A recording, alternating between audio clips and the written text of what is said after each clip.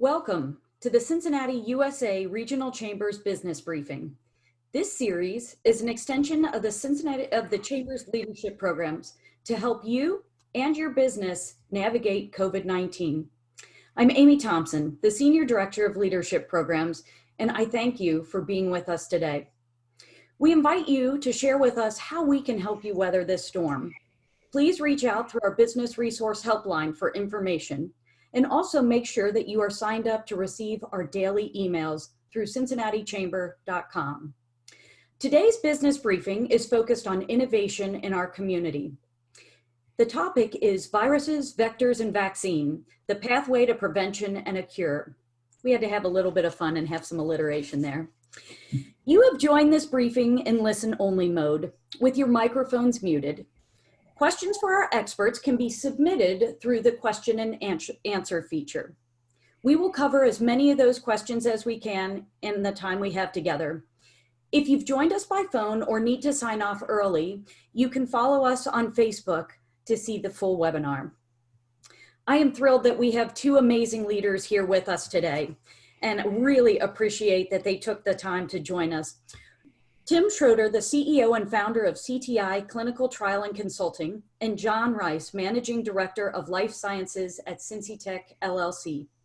Tim brings more than 35 years of experience in drug and device development programs to this conversation, and John has 29 years of ventured investing and 13 years of research and R&D experience in biomedical science. These two are perfect for this conversation.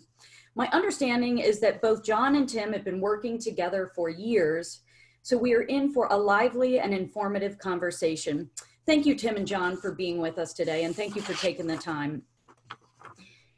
Tim, I'd love to jump in with you. Before we really start this conversation, I think it would be helpful for people to really have an understanding of CTI and some of the work that you're doing. If you don't mind providing an overview, that'd be really helpful.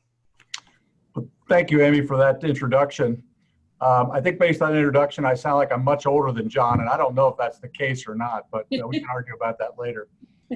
CTI is a firm that we founded more than 20 years ago. It's headquartered here in Greater Cincinnati, Northern Kentucky. Our office location headquarters are in Covington, and we have a research center adjacent to Xavier University. Over the 20 plus years, CTI has always focused research in critically ill patient populations. We've grown to have a company platform that now encompasses Europe, Latin America, Asia Pacific, and starting to build out in the Middle East. So we're able to do global pharmaceutical and biotechnology and medical device research.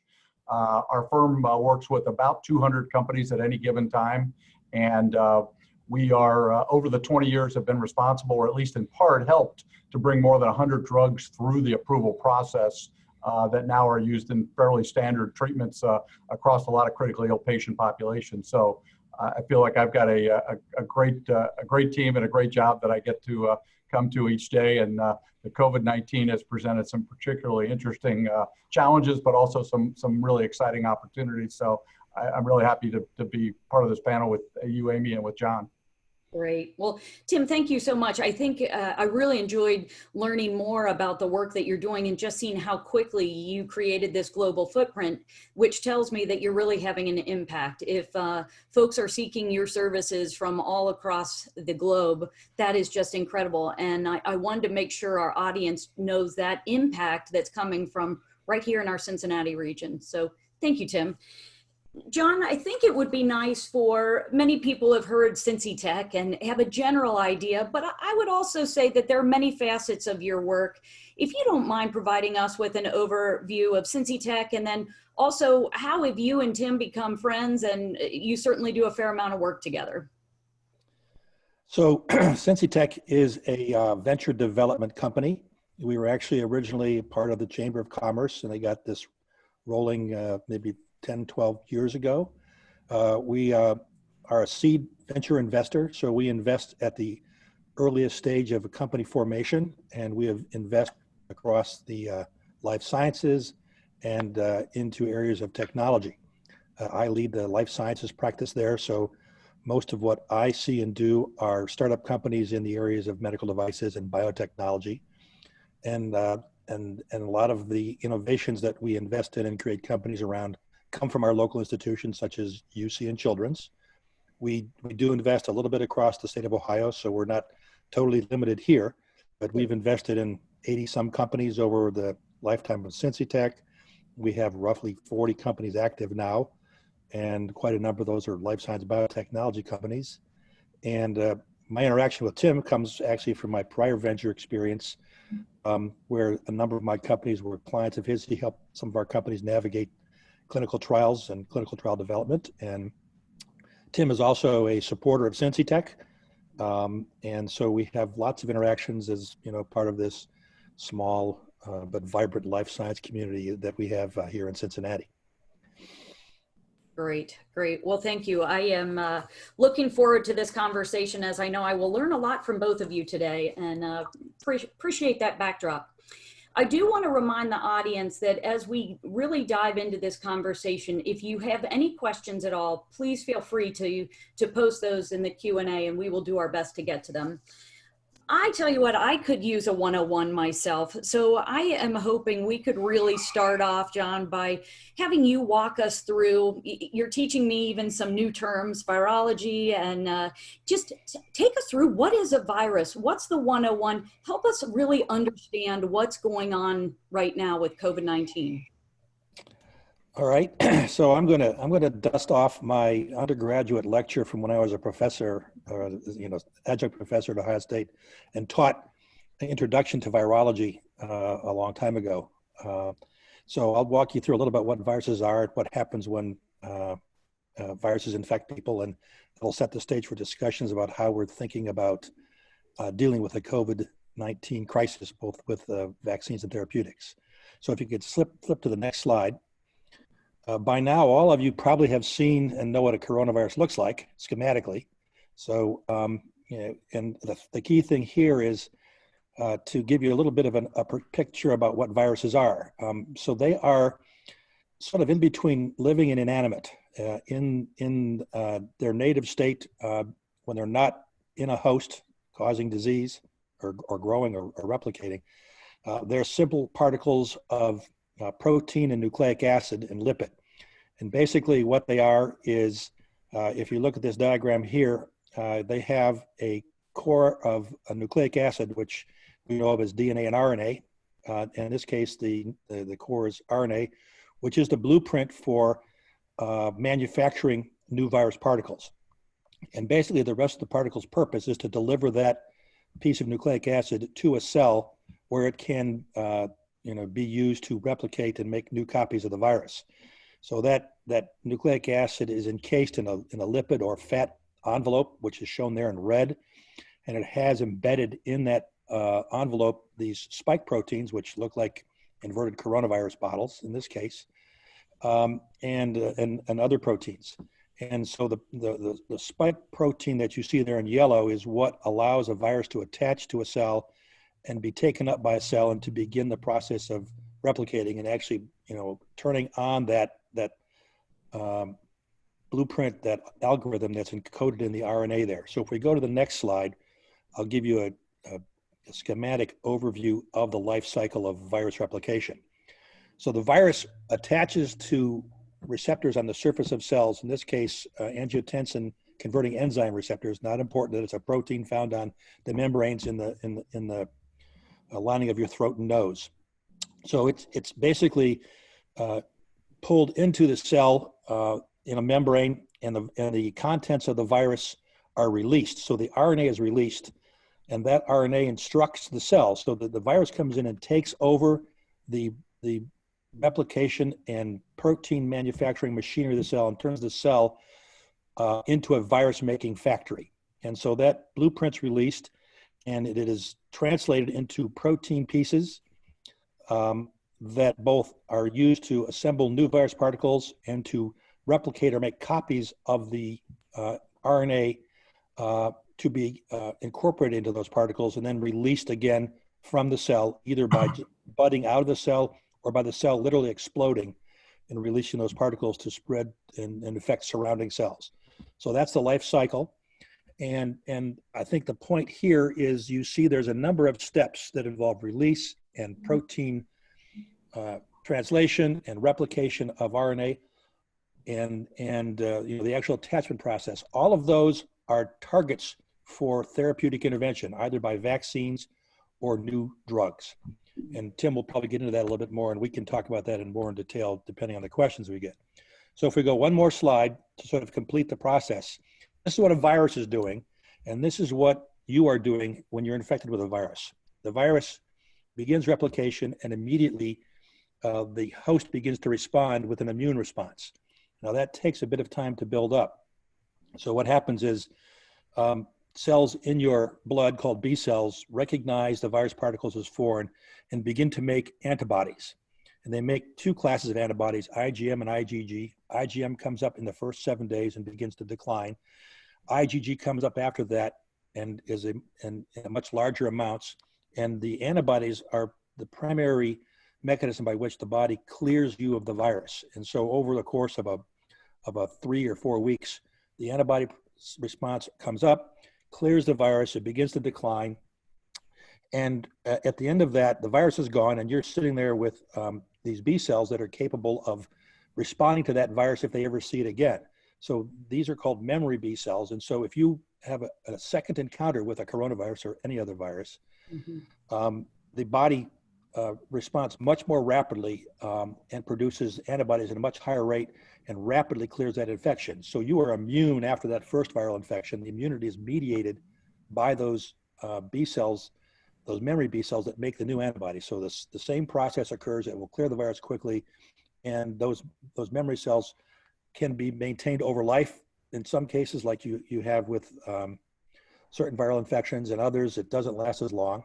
But in most cases, it has a duration of several years. So that's the process of infection and our response to infection. And what we're trying to do with regard to vaccines is mimic this immune response. So what we're trying to do is administer to individuals either attenuated viruses that will infect and raise a response that will act against the virulent form of the virus, or administer pieces of that, or administer the instructions to your cells to make pieces of the virus, which you will raise an immune response to.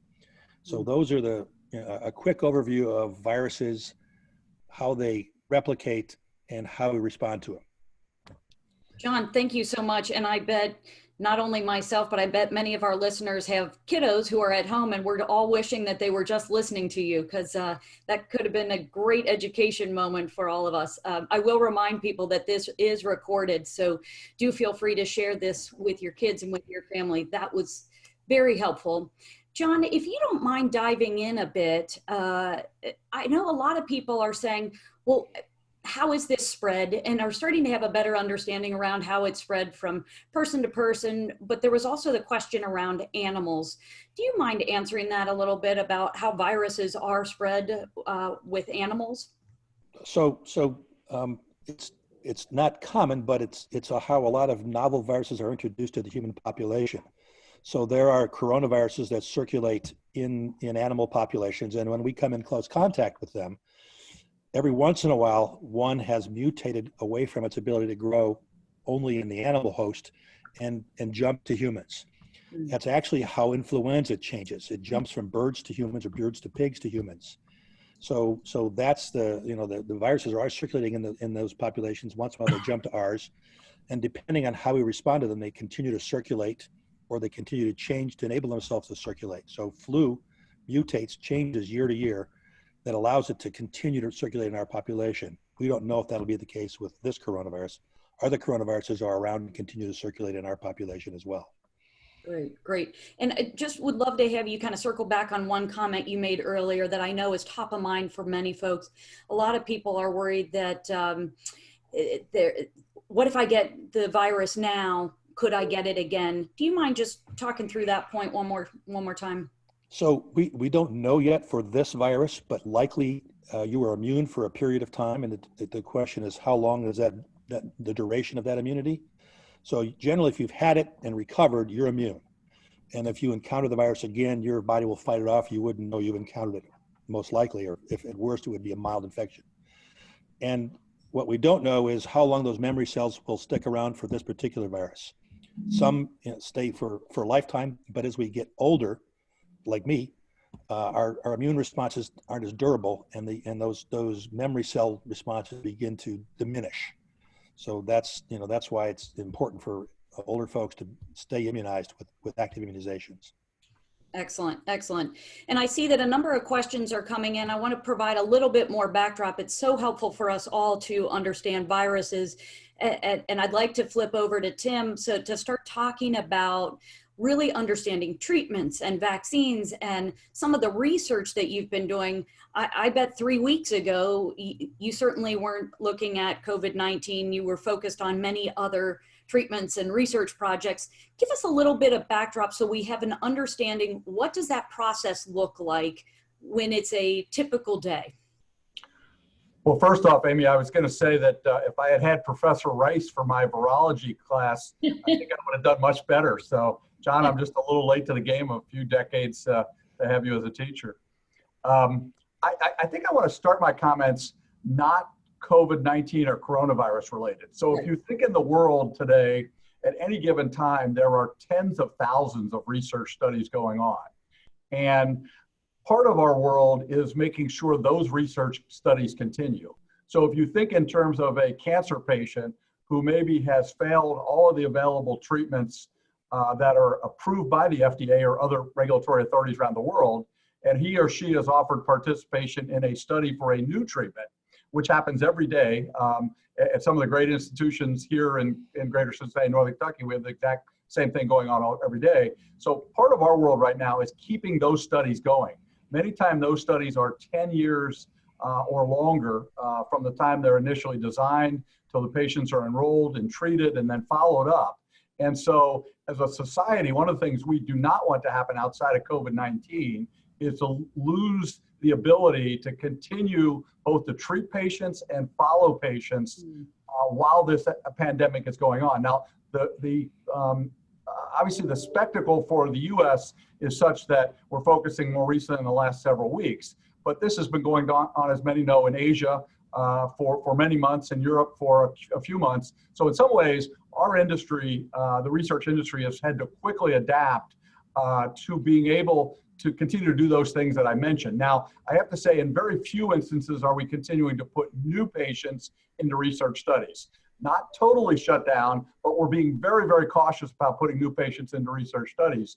But at the same time, we're trying to move those other ones forward. And obviously, CTI and others like us have teams that are in the research hospitals every day, both educating researchers on how to do studies as well as overseeing the research. And then at the same time, making sure that that information or data is transcribed and transmitted to regulatory authorities like the FDA. So part of the challenge going on, as you allude to in our world over the last several months, is just trying to keep these programs going to the best of our possible measures with the constraints that we have.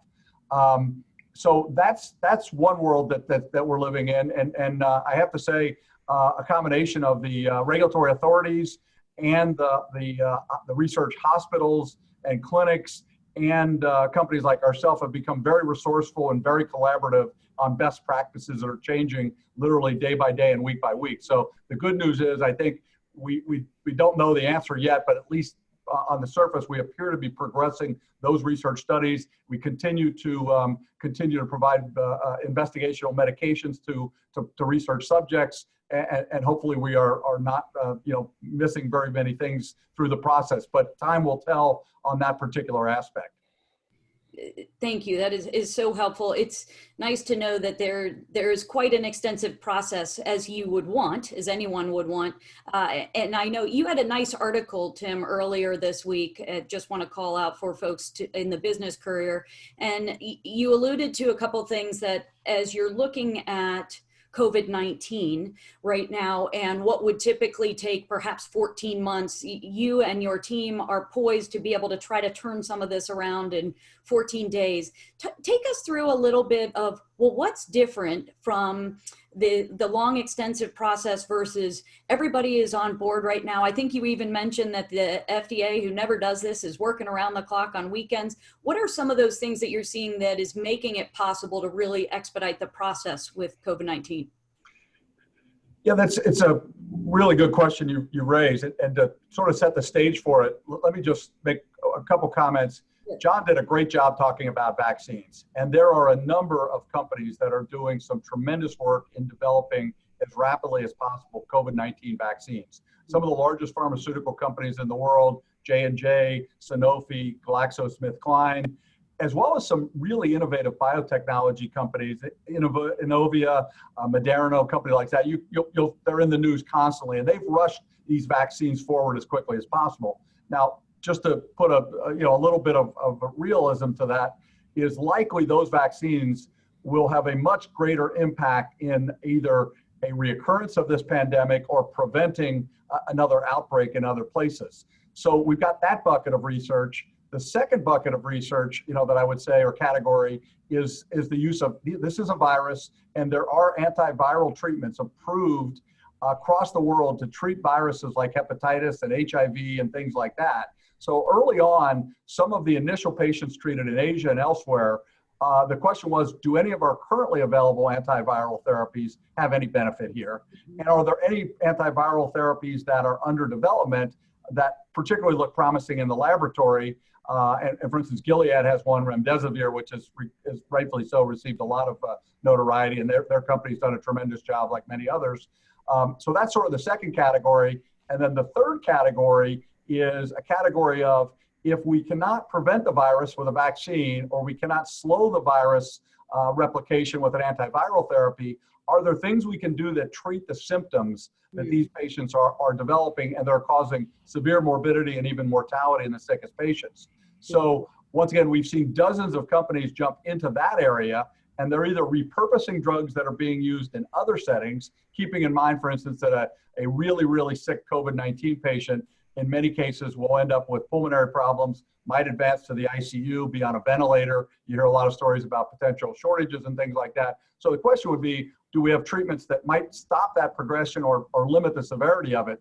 And so a number of companies have either repurposed existing drugs or taken drugs in their research laboratories and pushed those forward. With that background to your question, if you look at it, typically for us, a pharmaceutical or biotechnology company will spend several years in the laboratories understanding the properties of their compound. At that point in time, they'll come to a company like CTI and say, can you start the negotiations with FDA or other authorities like the European Medicine Authority in Europe or others around the world, and discuss, educate, and negotiate what does it look like to treat the first patient? That quote that I'm always intrigued by how quotes get picked up, I didn't mean that to be quite as literal as it was, but typically that process is taking, historically for other drugs, up from 1 to 2 years. What we have seen on COVID-19 specific interactions with FDA and others is that they are shortening that interaction, like I said, to days and weeks. And it's a remarkable effort on the agency's part. They have repurposed several different divisions to be priorities for specifically coronavirus or COVID-19 projects. As you alluded to, they are working virtually around the clock.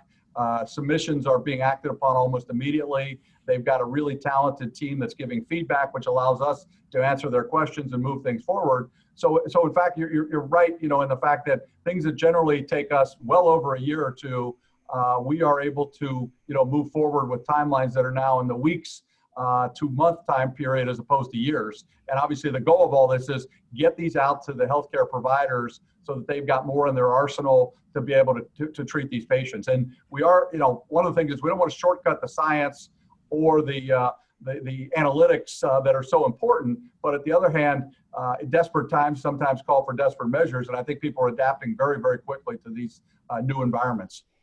And you're bringing up a great point that sometimes it does take a crisis for people to start working together faster, more efficiently and effectively. And certainly the hope would be, as we come out on the other side of this, that some of those things would stay in play as well. So it's great to hear. There are a couple questions coming in that I'd love to pass along to both of you.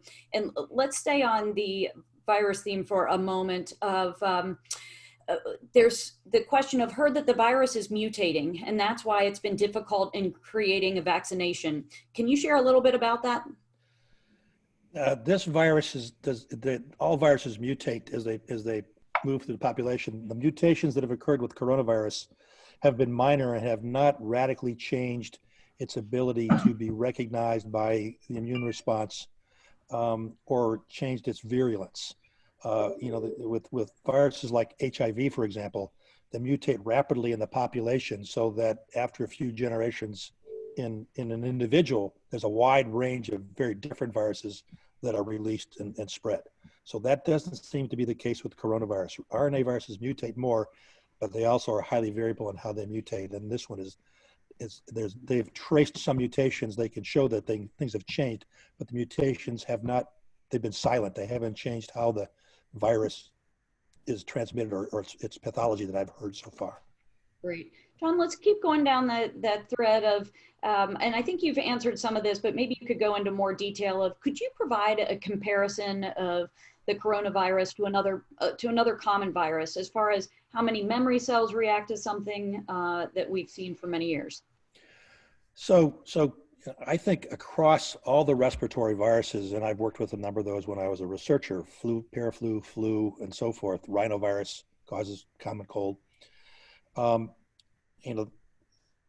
The response varies to a degree on the dose you get initially, and then the response is also influenced by your body's ability to recognize that virus. So the immune response is very adaptable. It's called the adaptive immune response.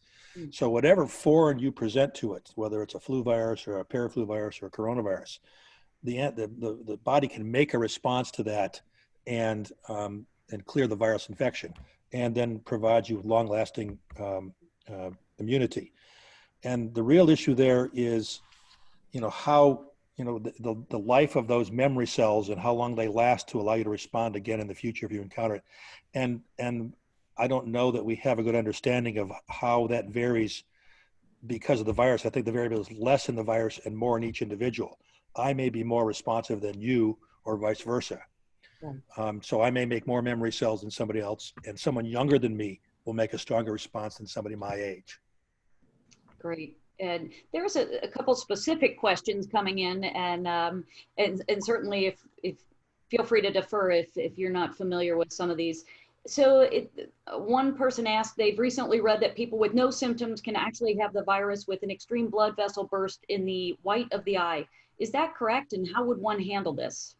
I have not heard that. I don't know I'm not an MD, so I can't explain that. Right. No problem at all. We can certainly continue to do some research and look into that. So let's go back then, as we've got a good handle on viruses in general, and in COVID-19 at least starting to have a pretty good understanding. Let's continue to go back to some of the treatments, Tim, if you don't mind. So a couple questions are coming in. What's a reasonable timeline to develop this vaccine? And I know it's certainly hard to predict. I'm not asking you for a complete crystal ball, but if you could just continue giving us some insights around that. And what are some of the hurdles? Typically, when you do vaccine development, you start in the laboratory, and then once you feel like you have a good understanding of the virus and of your product that you're making, as John was describing earlier, you advance to the clinic. And the usual first step is actually treating healthy volunteers. And so I'm happy to say that, and I'm not saying it's not in the public domain, but there are companies that have already advanced to treating healthy volunteers. And one of the things about healthy volunteers is you want to assess their ability, as John described, to respond to the vaccine that you give.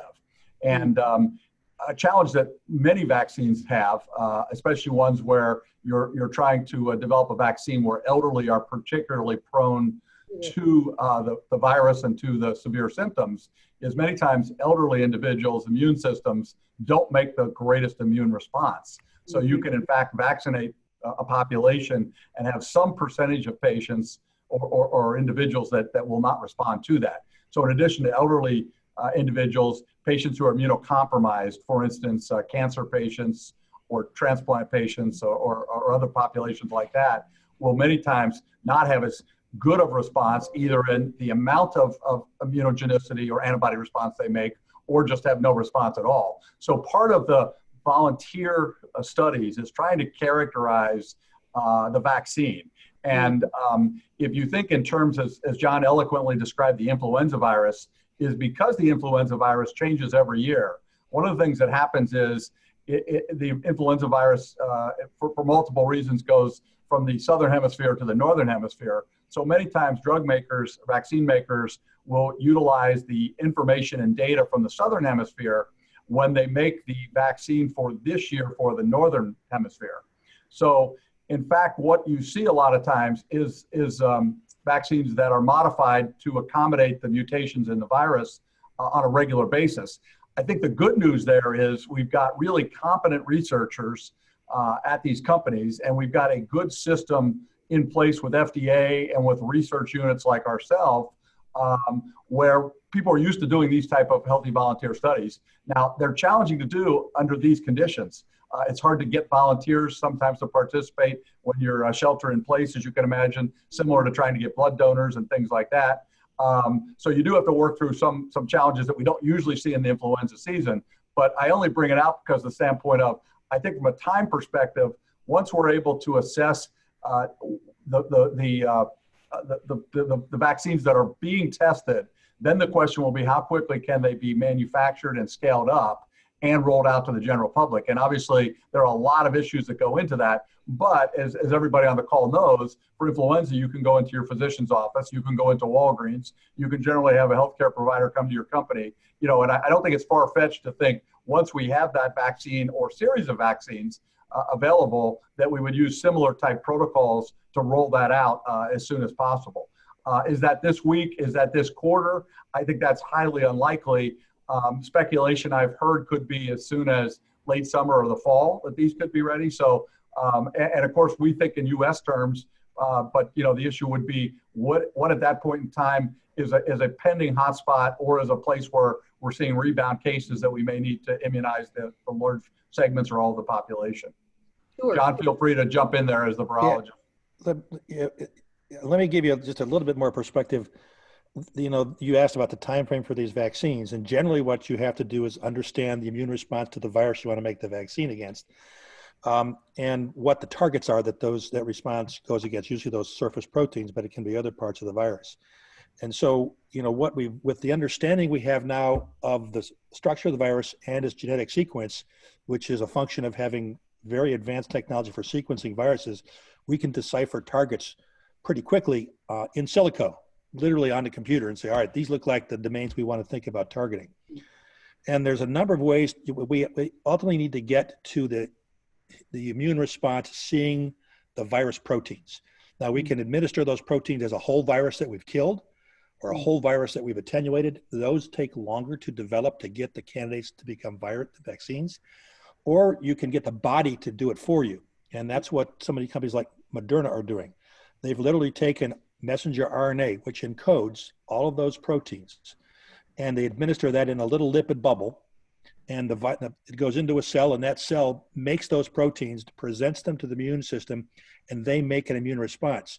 So you're not growing up your vaccine in eggs like they do with influenza or big tanks of cells to make attenuated viruses, but instead you're manufacturing a little piece of RNA and wrapping it in a lipid bubble. So it's a process that can be scaled quickly, and it's one of the attractions for people looking at this vaccine candidate from Moderna and others. And that's the one that's in humans now, where they literally have administered to patients these little pieces of RNA. They want to see if they are as good as a viral infection at making the proteins and having the immune response against those proteins. If that works, they have the ability to accelerate the introduction of that vaccine, probably initially to healthcare workers, and maybe with not a large controlled study, but with simply showing they can make an immune response. So the requirements to release a vaccine for public consumption are going to be lessened to get these candidates out there. They'll have to be followed by longer term studies to validate all of that. But if they're safe, I would suspect they're going to be out there sooner. Tim, you may know something more about that from the FDA side. Great, great. Thank you so much. And I want to flip gears with you all for a moment, because some of the questions are also coming in around innovation and pivoting, and knowing that not only are you innovating and pivoting within the work and research that you're doing, but would also like to shift gears for a moment and talk about your businesses. Some of the questions are also coming in to talk about if you both could talk a little bit about your own company, what has COVID-19, how has that impacted your business? You go ahead, Tim, I'll follow. Okay. I think, as I mentioned earlier, the big thing for us has been that historically we are at the research hospitals on a daily basis, sometimes hundreds of people at different hospitals. And so to suddenly have to adapt to not being able to do that has been a major change.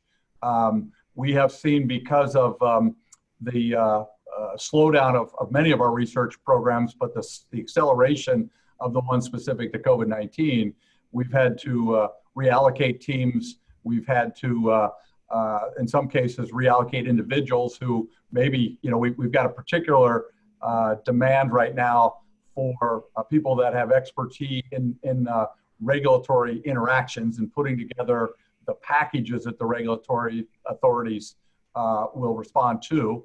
And then at the other end, we're expecting and have seen many of these studies start very quickly. So typically, we do an electronic database build or development, that there's a particular technological set of skills that are useful there. And many times we have months to develop those, and now we're trying to do those in days. So for us, I'd say, the issue has been largely around taking a very talented, very motivated workforce who, is very highly regulated with a lot of SOPs that we've had to create new SOPs, project-specific SOPs. We've had to adapt to regulatory authorities making changes about how studies are conducted, and train our teams as rapidly as possible, and then reallocate the force, to the type of projects and the type of tasks on the projects that are needed in not even real time, but immediately, urgently. So that's been our single biggest challenge, outside of, as you can imagine, all businesses and everybody on the phone, has things that they have to deal with. We have some of the same issues, and I'm sure they're shared across companies, with many. We have a young workforce, so we have many with children who are now having to deal with schooling from home and all those type of things. We have many times spouses that have been laid off or have had challenges economically, things like that. But I suspect our situation is no different than many others in that regard. Sure. Thank you for sharing that perspective. Yeah, for us, our business is really our portfolio company. So we have 40 some companies that are busy trying to cope with the same issues Tim has described in general. They're always running out of money. They're startups, so they're looking at other sources of money. So we've spent a lot of time this week, heroic efforts to get our companies positioned to take advantage of the CARE Act and these new loan programs. So that's been a sort of a generic thing. Within the portfolio and within the portfolio that I see the most of on the life science side, we have a number of our companies who are actually developing therapeutics that will be useful potentially to treat COVID. So we have been trying to make sure that we take advantage of the attention being paid to that and get our products toward the clinic faster. And we have a couple that will be moving into the clinic. On the other side, we have a vaccine company that's working on a flu vaccine right now. And it happens to be, the labs are in Oxford, England, and they have a bunch of studies ongoing in flu that they had to terminate.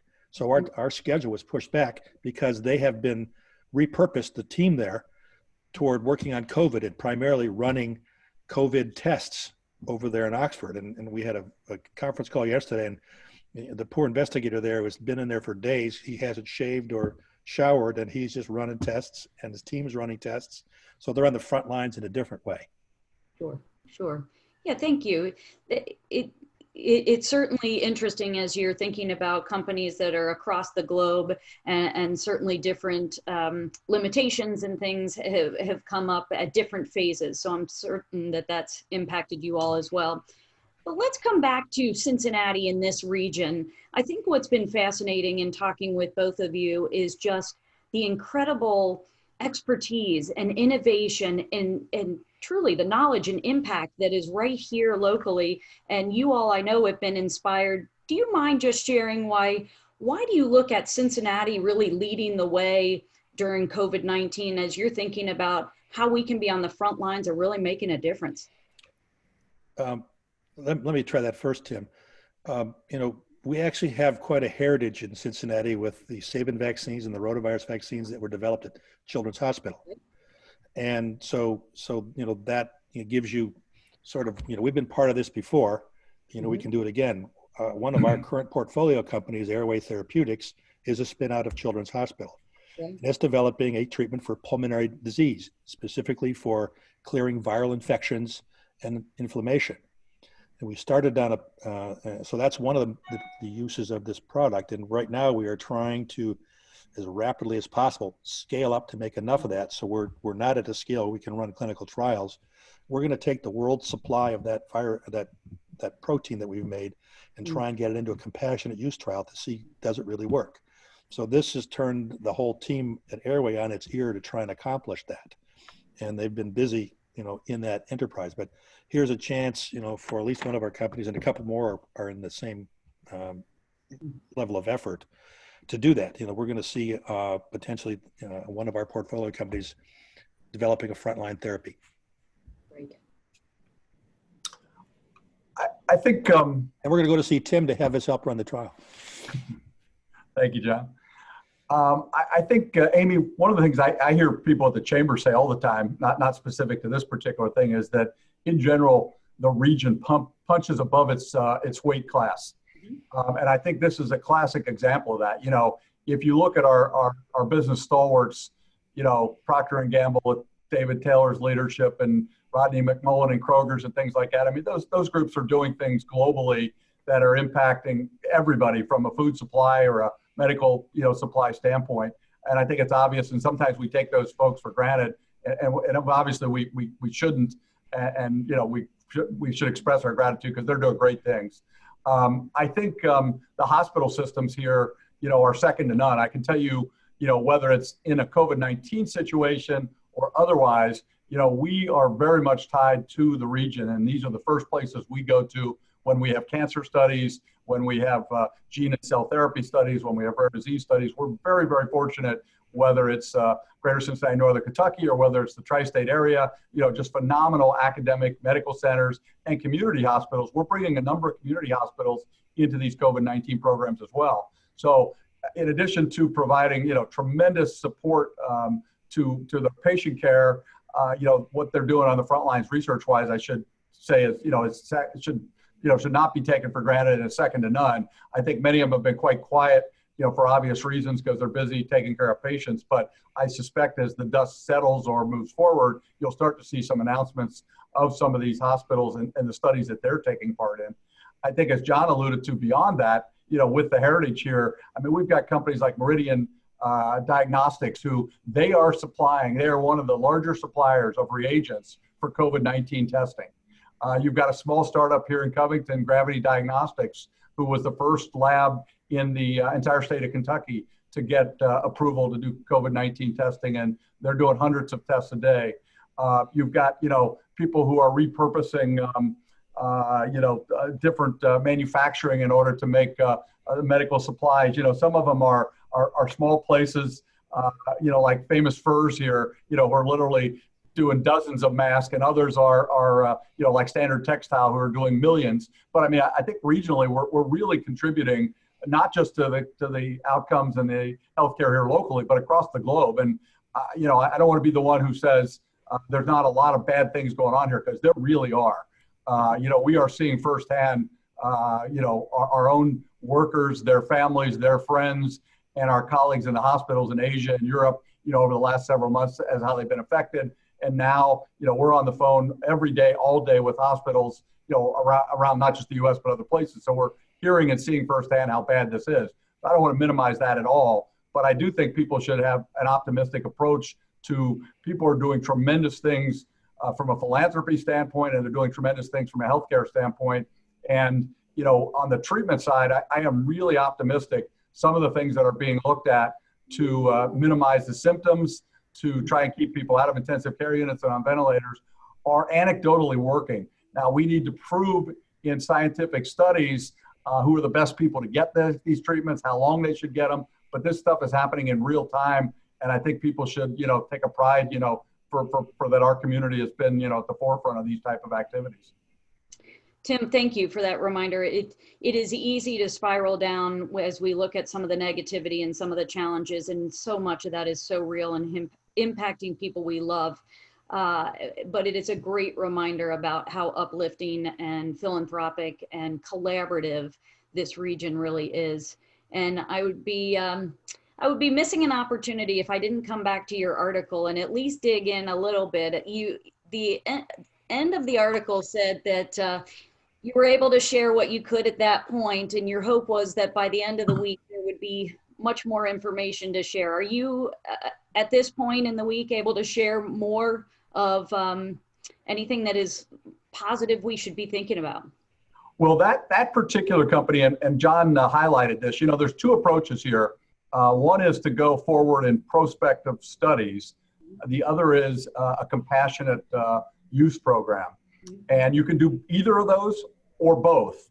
That particular company is doing both. And I'm really thrilled to say we have shipped drug out to various hospitals across the US in a compassionate use program. And if you go to that company's website, one of the things you'll see is here at CTI, we are the triage site for that compassionate program. So it's a CTI website specifically set up yesterday, Humanigen compassionate use at ctifax.com. So we are triaging the request. We anticipate, and I think the company will be making an announcement very shortly about the first person in the world ever treated with it.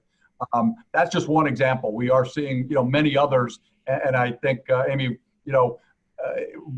as John expressed, many of these are small biotechnology companies where they literally sometimes have a few dozen employees at most, a bank account with very few cash reserves, some investors who have been hit hard. And on the other hand, we have big pharma companies who are doing great things, but they also have other projects so that they're trying to repurpose, budgets and people and things like that. But I think in some ways they've been intentionally quiet about activities. So my guess is I think you'll see a surge of notifications about whether it's new compassionate programs or new studies starting, or possibly even some preliminary analysis from existing studies in the coming weeks. So something that, like I said, usually takes a number of years, we're seeing in weeks and months. So I would just say for folks that are watching this, obviously social media is a great place, to see these things in real time. And I think you'll see more and more of these coming out quickly. Tim, you made a point earlier. It's worth noting. We've talked a lot about vaccines and therapies, and you mentioned Meridian and you mentioned diagnostics. The key to controlling any outbreak, any pandemic, is diagnostic testing, both to detect those infected and to monitor immunity post-infection to understand how broadly we are developing herd immunity in the population. And so, folks like Meridian, who have, I think, had 11 million tests that have used their reagents, which is a phenomenal number. Everybody's focusing on the detection tests, but soon to follow are going to be the serology test to monitor who's had infection, what's their level of immunity, and that's going to be the next wave of testing that'll be equally important in order to plan for the future. Well, John and Tim, I know we're coming up on time, and I would love to just make sure we have an opportunity here at the end to leave the audience with what is that key nugget that you would like them to leave with as it's a Friday, so we should celebrate that it is Friday, and I know we've all sort of lost track of the days at this point, but what is one thing you'd like to leave this audience with? You first, Tim. Thanks, John. I think it's probably just a recapitulation of what I just said, is I would certainly, all of the advice and all of the guidance, that we're seeing from authorities obviously need to be followed to the utmost degree. And the seriousness can't be understated. But despite all that, I think to have a level of positivity, a level of optimism, level of pride, about what's going on I think the sun's up, the sky is blue here in Cincinnati, and it's Friday, as you said. We're 1 day, 1 week closer to this being over, and we will, there's no question we will persevere through this, and we'll be stronger and better for it. And I think, Amy, as you highlighted, hopefully some of the practices that come out of this, whether it's just the practices of people treating each other nicely, with respect and dignity, or the use of technology or things like that, we're able to use those, for the betterment of lots of things going forward. Great. Thanks, Tim. And I guess I would extend that to say, we're seeing the benefits of the scientific endeavor, that have built our biotechnology industries and built our pharmaceutical industries and so forth. But the underlying basic research that we do, that we support as a country through NIH and other places, are the basis for making the discoveries that will lead to future solutions for this and other future pandemics. So we can't lose sight and be short-sighted about supporting basic research, and to use evidence-based processes and science in the decision-making process. And other than that, I'd leave with wash your hands, and good social distancing is more important than ever. Absolutely. Wonderful advice from both of you. And I will share that there have been a number of nights where I'll talk with my family or friends and we'll say, what was one nugget of good news today? Or let's find hope somewhere. And I will tell you, this conversation has been very informative and very uplifting. An incredible amount of pride to think about what top-notch experts and really smart, talented people we have here locally that are leading the way and making a difference. So John and Tim, thank you both. I know you're incredibly busy and you took time to help educate and inform and truly to inspire our community. So thank you for joining us. You're very welcome. Really enjoyed it. And I'm going to share this with my daughter. We're going to go back to school today together. So thank you. So I want to send it to my kid. It's on Facebook. There you go. It will be. It will be. You absolutely should. So I do want to take a moment to also thank our audience and thank our members. Our members allow us to help support all of you and the larger community through this time. If you're considering membership, we'd highly encourage it. We'd love to help support you as well. And visit us at cincinnatiChamber.com/membership. I do want to also let you know that we are focused on continuing to educate and inform all of our businesses as much as we can. And we have an opportunity coming up next week on April 8th. Everyone we know is talking about cash flow and revenue. And we hope you will join us to learn from business group resources about some opportunities that you could take advantage of during this COVID-19 and beyond. Some great resources there. We also are trying to continue to have some hope and some fun. So this weekend will not be your typical weekend of Taste of Cincinnati, but we are doing a virtual Taste of Cincinnati this weekend. We have a website set up. It's the virtual.tasteofcincinnati.com and have a number of things going on. We hope you'll buy a t-shirt. We hope you will enjoy some carryout from some of your favorite restaurants. And we also have entertainers that will be streaming all weekend long. And we will have some demos of different cooking shows throughout the weekend. So that should be a lot of fun for all of us as well. From the Chamber, from all of us here to you, we would just reach out and say, let the Chamber be a resource for you and for your business through this time. And as you go into this weekend, please make sure you stay safe, respect social distancing, even with those that you love. And let's take a note from John. Please go wash your hands. No, I'm serious. Go wash your hands one more time. Thank you all for being with us today.